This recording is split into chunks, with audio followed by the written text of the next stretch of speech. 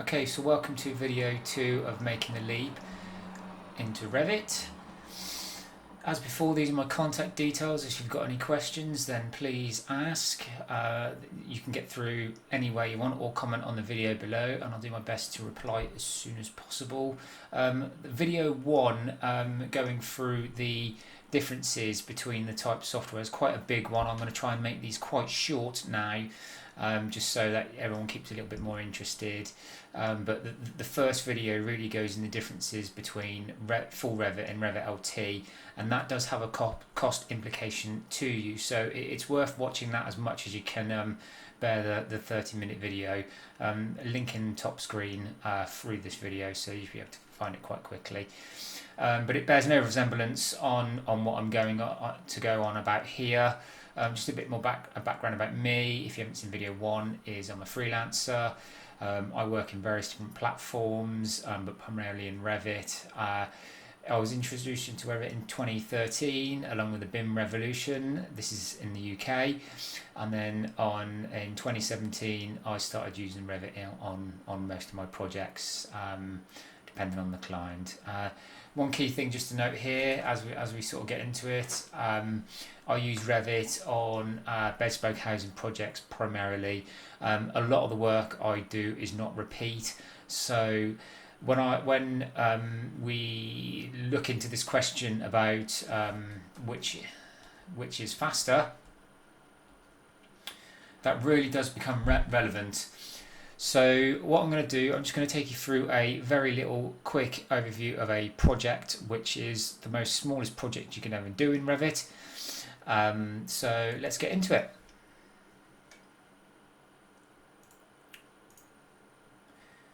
Okay, so what we have here is, this was a project I was commissioned to do. So I did the as existing survey, which this is. What I have found when you draw up as existing and then before you go to the as proposed, now I've been doing this for some time now, and what I will say is that when it comes to projects that I have worked on, and this is my own personal view, I have not actually saved any time. Okay, now what do I mean by that?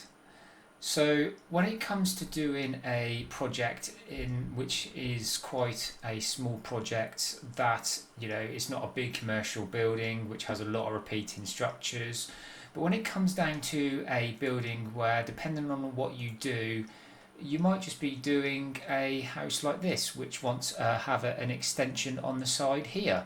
So for me, this is a conservatory, and then we've got this existing bungalow here.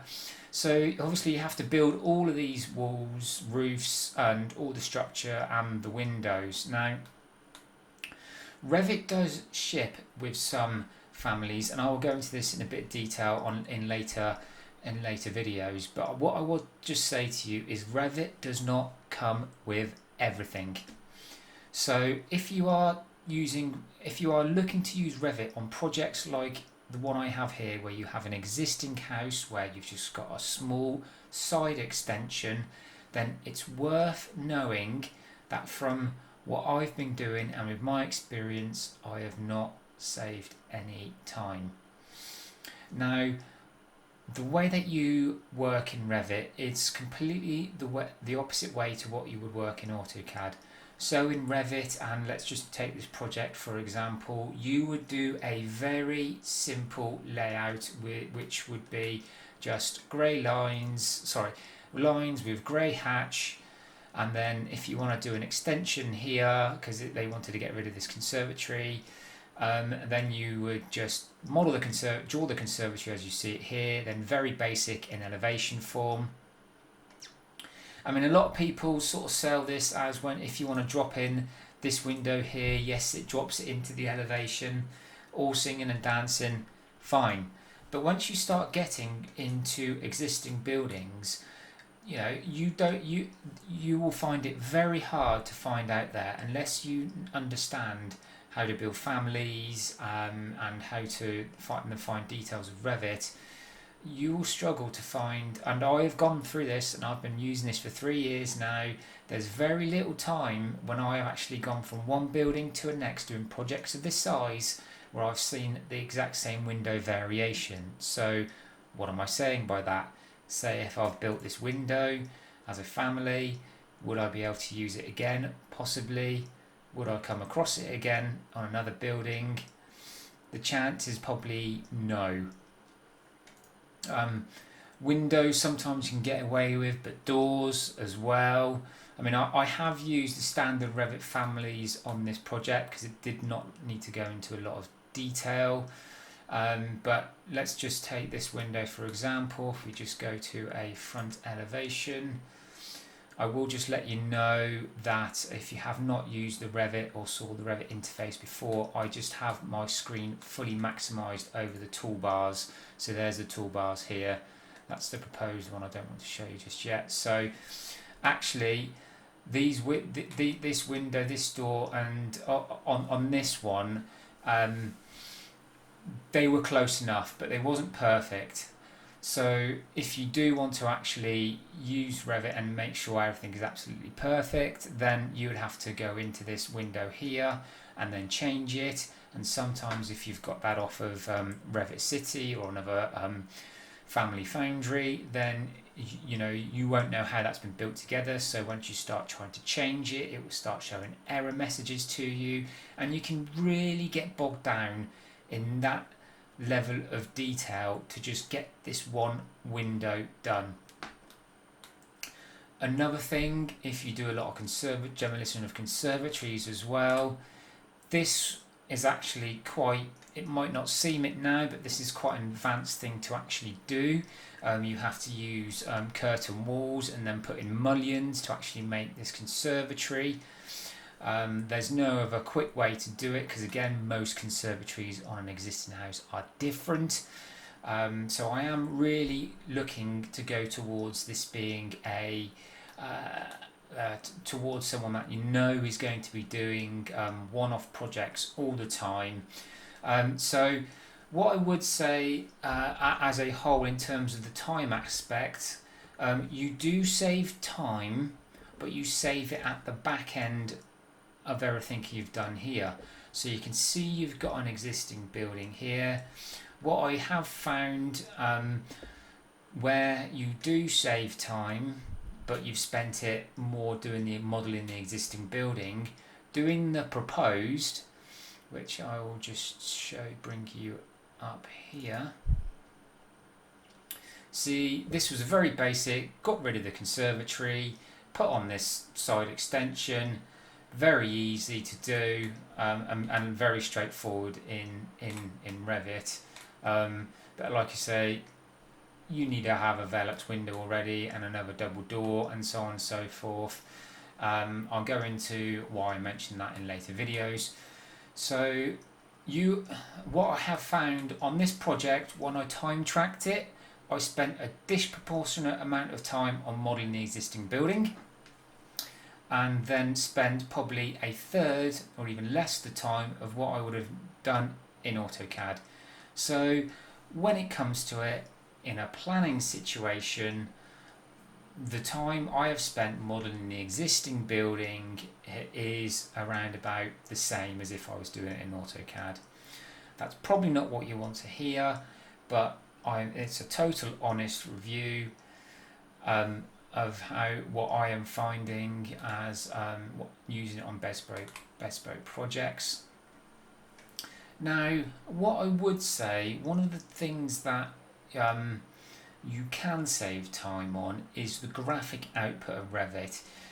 You don't necessarily see a lot of what Revit can do graphically because a lot of you might be using SketchUp and their styles, but I just want to show you an example where if you do use SketchUp through the whole of the design process, one thing that you could use is, which you would normally use in SketchUp, is there's this little box down here called the graphic display options.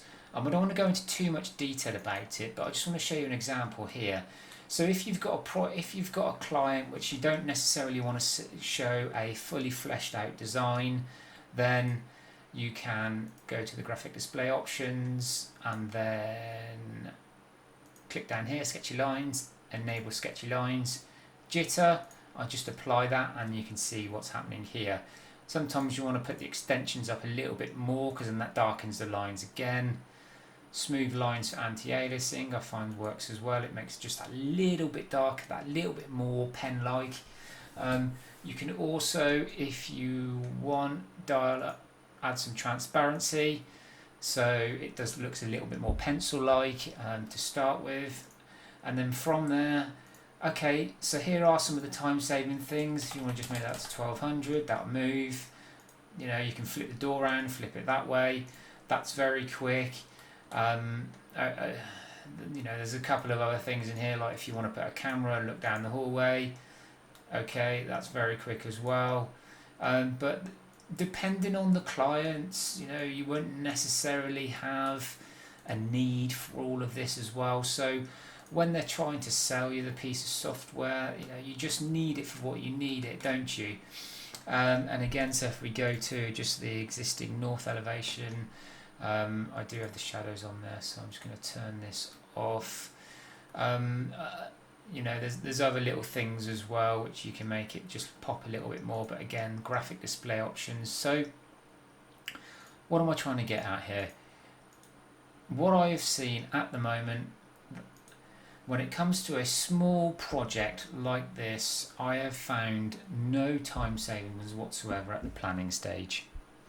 Okay, so if you want to go to the working drawing stage, I am just going to run through this very quickly. And when it comes to building, let's say your 1 to 20 section of the project, so that's not the section I want because that's the existing, so we'll get rid of that.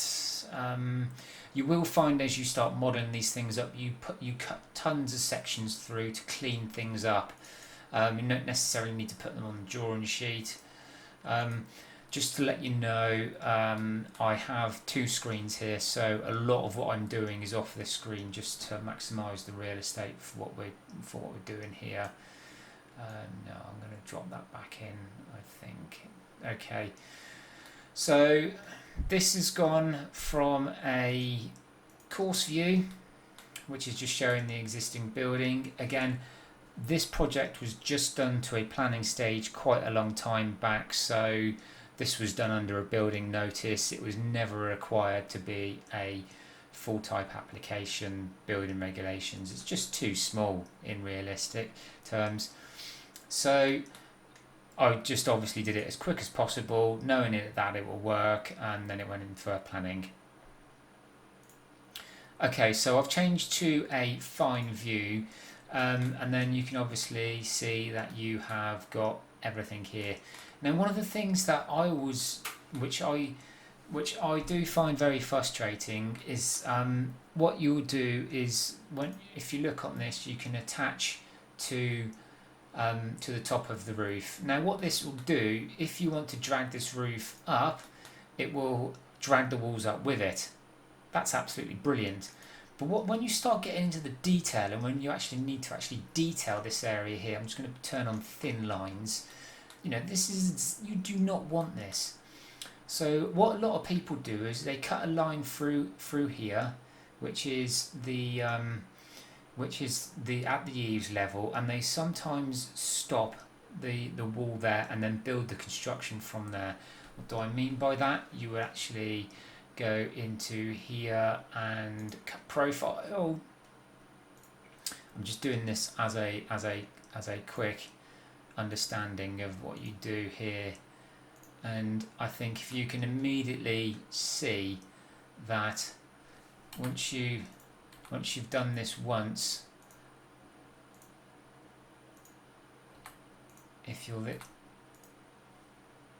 you will see that you've got to cut all of this, and then once you've cut all of this, you then need to overlay your elements. So it could just be as simple as, I'm just going through my files here, which is blacked out. Revit. I'm just gonna go to, bear with me a second, timber sections. Okay, timber stud, I've just imported that there, and then we go to annotate, component, and then it's going to drop down my 50 by 50 stud. Okay, so I'm just going to move that here to there. No, that's not gone fully on. Okay, that's good enough just for the purposes of what I'm showing you here. So you can see you still have to build all of this. Let's say you want to do your insulation. I'm just doing this crudely now. You want your insulation, okay, and then if you want your insulation up here,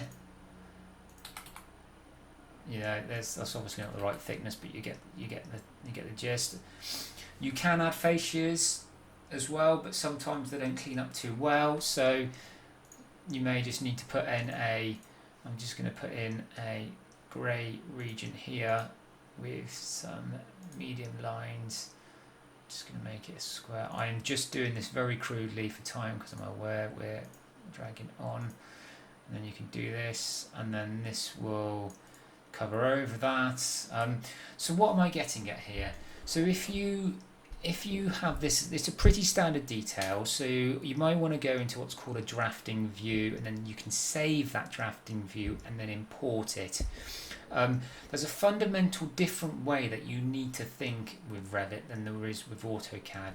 But if you don't want to do drafting views and you just want to detail in the 1 to 20 sections, you know, you'll need to add a lintel here. It doesn't pre-do any of that for you.